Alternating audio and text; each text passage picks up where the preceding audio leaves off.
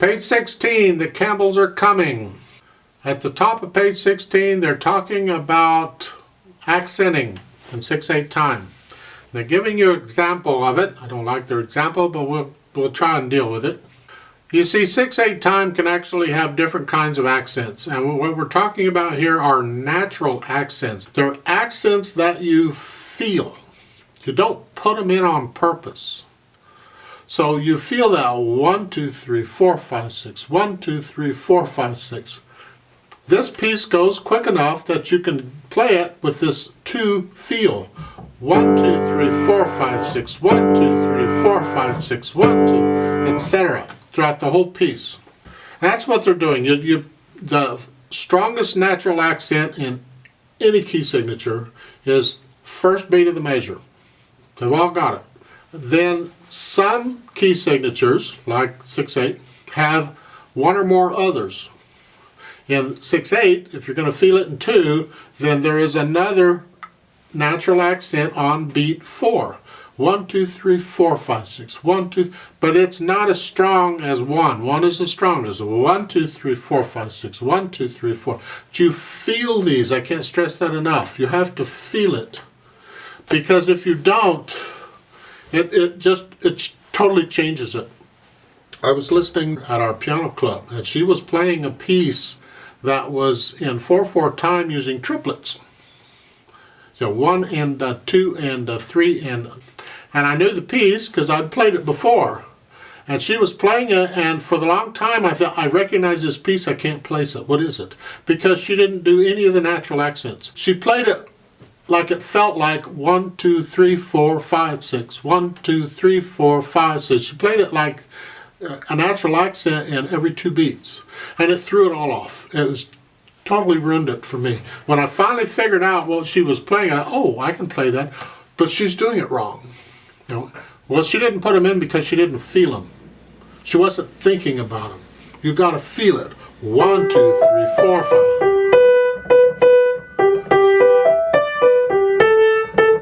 Let the wrist drop a little bit if it helps you. 1, 2, 3, 4, 5, 6. 1, 2, 3. Don't force the accent. Just let it happen. Now, in this, I could do some things with the fingering and all, but I'm going to wait on that later. We're just going to stick with what they've got going here. In the right hand, we'll look at the fingering to start with. You're starting out with a thumb on the G, but immediately you're not in a 5-finger position.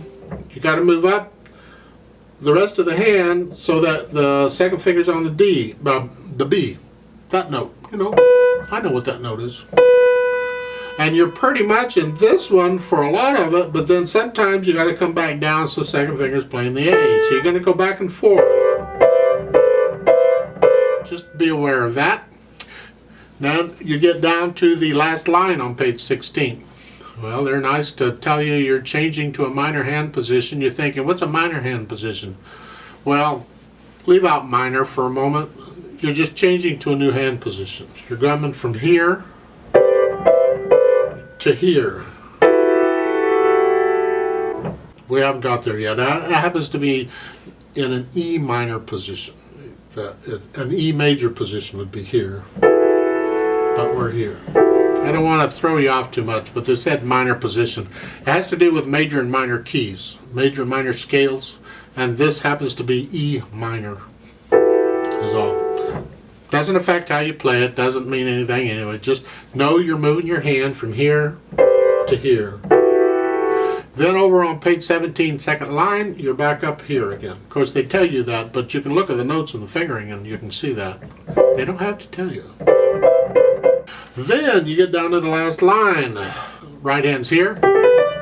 Next measure, the left hand does its thing, and then the right hand. And then the last notes with the left hand. Speaking of left hand, let's talk about it.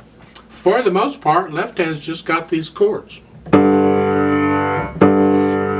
Till you get down to the last line on 16, down here.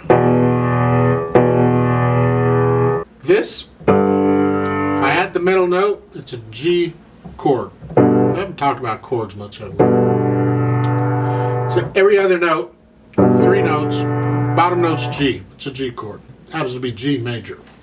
If I don't say minor or major, major's implied. It's just there. This one, if I had the middle note, that's an E minor. Remember E minor? We're not using the middle note. The right hand is playing it, but the left hand's just up. And then on 17, second line, you come out here, then you get down to the last line and you're up here. And then the last note, the right hand or the left hand crosses over the right to get the G up here. Keep in mind that when the left hand crosses over in the last measure there on 17, lift up the right hand because that note's by itself. Don't hang on to that note. It changes the sound. It really affects it, so don't do that. Don't do that.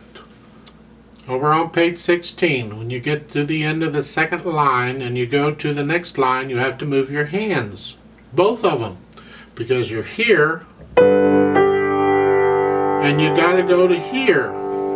You're not going far, but you're still moving them. You're going to have to look down at the keyboard for it. Now the right hand isn't bad because you're going from here to here. And you can scrunch up your hand to make that a little easier for you. You don't connect the notes really because it's a different phrase. We haven't talked about phrases, but you can have a little silence between them. It's okay. Like that. So you can learn to do that without looking. It helps because then you just concentrate on the left hand because you got to go from here to here. Now, a little thing I use when I'm doing chords and I'm moving around, and the chords are the same hand position. And these are, I'm using 5 and 1 for each one. It's the same position. It's the same feel. I aim one finger and I just hold my hand in that position and it goes. So I can go here, thumb.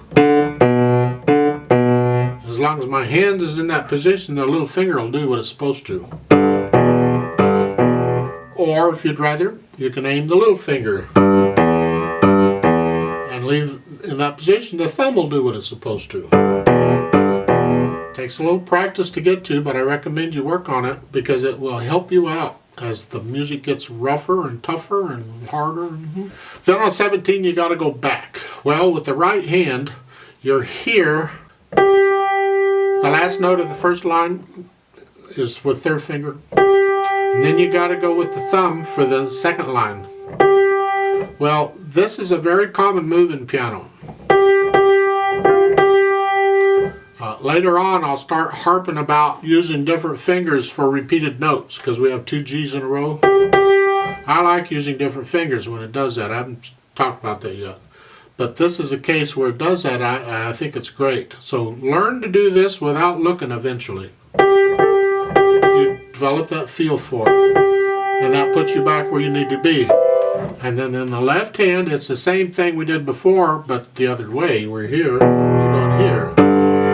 Just aim one finger and let it happen. It's okay. Now, when you get to the end, the last measure, you're here. You're going to cross the left hand over here. It's playing by itself. Leave the right hand up. Don't take it down yet until the piece is over. And when the 5th count ends, there's only 5 counts in that measure, you know. Then you take both hands up at the same time. This is just a standard nice technique to get in the habit of, because otherwise it's a sign of laziness when you do that. That's just a sign of blah. So that's it for this. We're going to go really, really slow. You're not going to feel it in 2. You're going to feel it in 6 because I want to check the notes and the rhythms. You can speed it up on your own as you learn it. If you want to sing it, go right ahead and sing it. I think that's wonderful. I ain't singing it. Now the metronome is on 80, but it's beating 8th notes. And because there is a 1-note pickup, I'm going to give us 5 counts and we'll start. So go ahead and put your hands where they go. There we go. 1, 2, 3, ready, go. 2.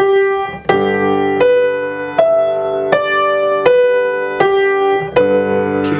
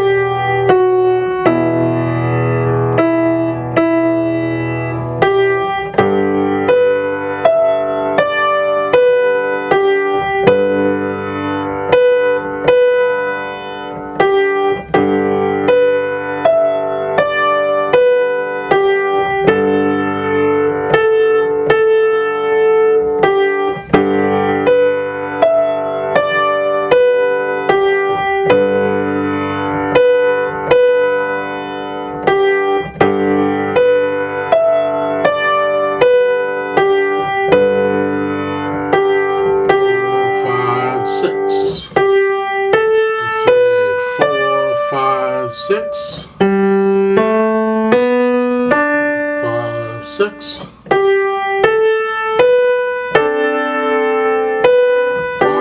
2, 3, 4, 5, off.